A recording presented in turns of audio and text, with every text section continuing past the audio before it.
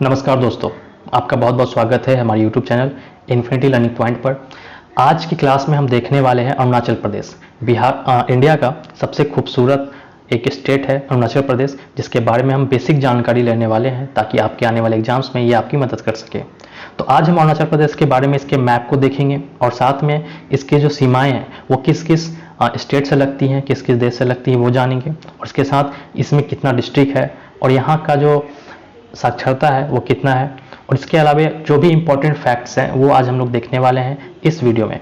तो अगर अभी तक आप लोगों ने हमारे चैनल को सब्सक्राइब नहीं किया तो हमारे चैनल को जरूर सब्सक्राइब कर लीजिएगा, ताकि ये जो वीडियो है ये लगातार स्टैटिक जीके का हर स्टेट का मैं अलग अलग वीडियो लाऊंगा और ये इससे आपके आने वाले एग्जाम्स में आपको बहुत हेल्प मिलेगी।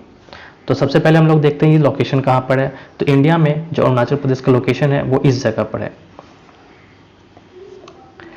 अब हम लोग बेसिक फैक्ट के बारे में चर्चा करते हैं अरुणाचल प्रदेश का, ठीक है। तो यूनियन टेरिटरी की बात करें तो 21 जनवरी 1972 में बना, स्टेटस ऑफ स्टेट 20 फरवरी 1987 को, और इसकी जो कैपिटल है वो है ईटानगर। नंबर ऑफ डिस्ट्रिक्ट की बात करें तो 25 डिस्ट्रिक्ट्स है, और अभी जो यहाँ के गवर्नर है वो है बी.डी. मिश्रा, और यहाँ के चीफ मिनिस्टर हैं पेमा खांडू। यहाँ की जो हाई कोर्ट है वो है गुवाहाटी हाई कोर्ट जो कि ईटानगर बेंच की है, और यहाँ के चीफ जस्टिस हैं Ajay Lamba. Members of the legislative assembly की बात करें तो 60 है, और लोकसभा सीट की बात करें तो लोकसभा सीट 2 है और राज्यसभा सीट्स 1 हैं। नेक्स्ट आते हैं इसकी बाउंड्रीज पर।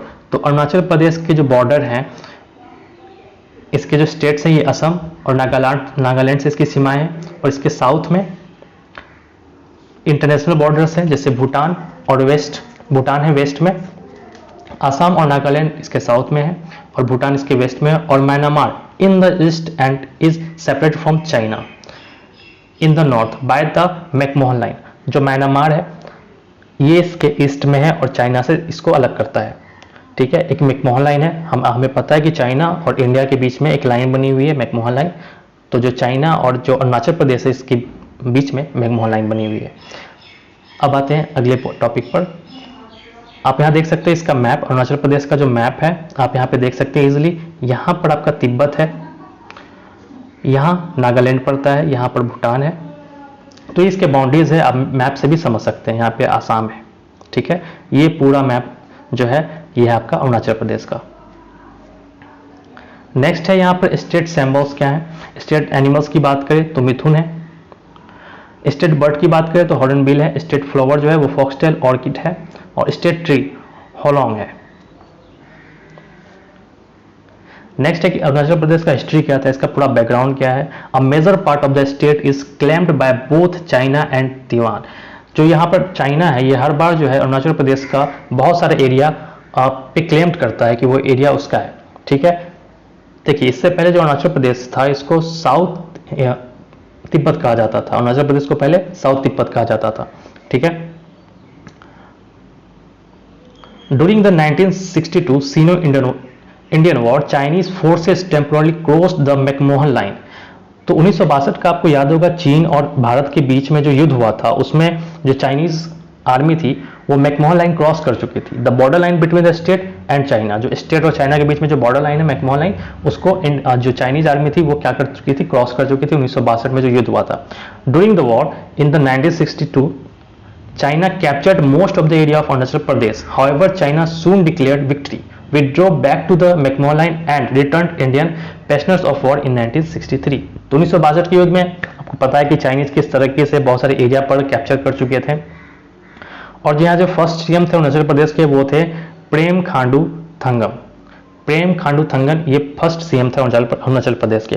तो ये जो फैक्ट्स है इंपॉर्टेंट फैक्ट्स, इनको आपको बिल्कुल भी याद रखना है।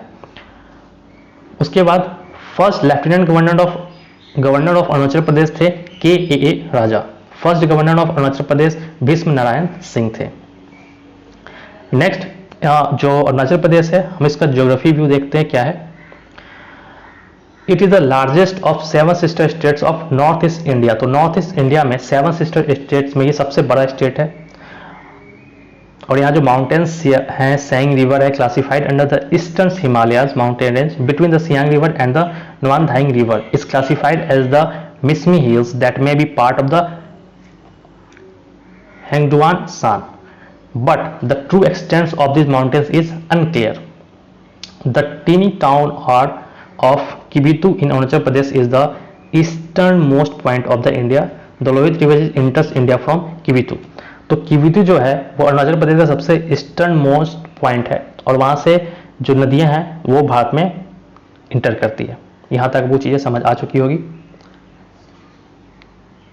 नेक्स्ट आते हैं यहाँ के सीएम के बारे में। Legislative assembly elections where held in Arunachal Pradesh on April 11 अप्रैल 2019 को जो यहाँ पर इलेक्शन हुआ था, जिसमें 60 मेंबर्स हैं इनके लेजिस्लेटिव असेंबली में, आपको पता है। तो इसके रिजल्ट में भारतीय जनता पार्टी जीती थी और पेमा खांडू यहाँ के चीफ मिनिस्टर बने थे 29 मई 2019 को।